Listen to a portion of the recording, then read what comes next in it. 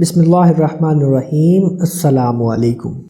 حضرت یعقوب علیہ السلام کا ایک واقعہ بیان کیا جائے گا جس میں آپ کے لیے ایک سبق بھی ہے۔ ویڈیو پوری دیکھیں، انشاءاللہ آپ کو کچھ سیکھنے کو ملے گا۔ حضرت یعقوب علیہ السلام کے ایک دینی بھائی تھے۔ انہوں نے ایک دن حضرت یعقوب علیہ السلام سے دریافت کیا کہ اے یعقوب، تمہاری آنکھیں کیوں جاتی رہیں اور تمہاری کمر کیوں جھک گئی؟ تو حضرت یعقوب علیہ السلام نے جواب دیا، آنکھیں تو حضرت یوسف کے غم میں رونے کے باعث جاتی رہیں اور کمر بنیامین کی وجہ سے دوہری ہو گئی۔ اس گفتگو کے بعد حضرت جبرائیل علیہ السلام حضرت یعقوب علیہ السلام کے پاس آئے اور کہا کہ اللہ تعالیٰ آپ کو سلام کہتا ہے اور فرماتے ہیں، تم کو میری شکایت میرے غیروں سے کرتے ہوئے شرم نہیں آئی؟ حضرت یعقوب علیہ السلام نے کہا، میں تو اپنے احوال اور اپنے غم کا شکوہ اللہ تعالیٰ ہی سے کرتا ہوں۔ پھر جبرائیل علیہ السلام نے کہا کہ اے یعقوب، تم کچھ شکوہ کرتے ہو، اسے وہ جانتے ہیں۔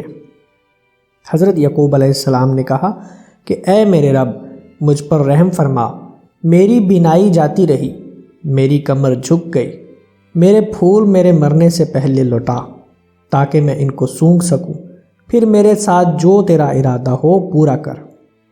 حضرت جبرائیل علیہ السلام آئے اور کہا کہ اللہ تعالیٰ تم کو سلام کے بعد کہتا ہے، تم کو بشارت ہو اور تمہارے دل کو فرحت ہو۔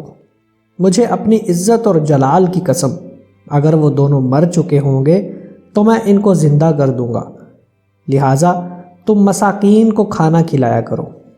تمام بندوں میں سے مجھ کو سب سے زیادہ انبیاء علیہ السلام اور مساکین پسند ہیں۔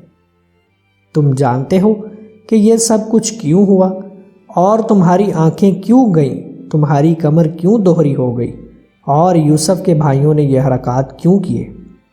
بے شک تم نے ایک دفعہ ایک بکری ذبح کی تھی، پھر تمہارے پاس ایک مسکین یتیم جو روزے دار تھا وہ آیا اور تم نے اس کو کھانا نہیں کھلایا۔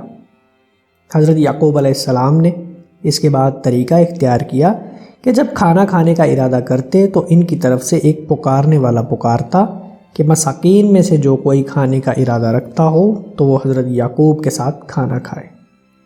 دوستو، اس ویڈیو میں ہم کو بھی سبق ملتا ہے کہ ہم بھی اپنے آس پاس نظر رکھیں، جو بھوکا ہے تو اس کے کھانے کا بندوبست کریں۔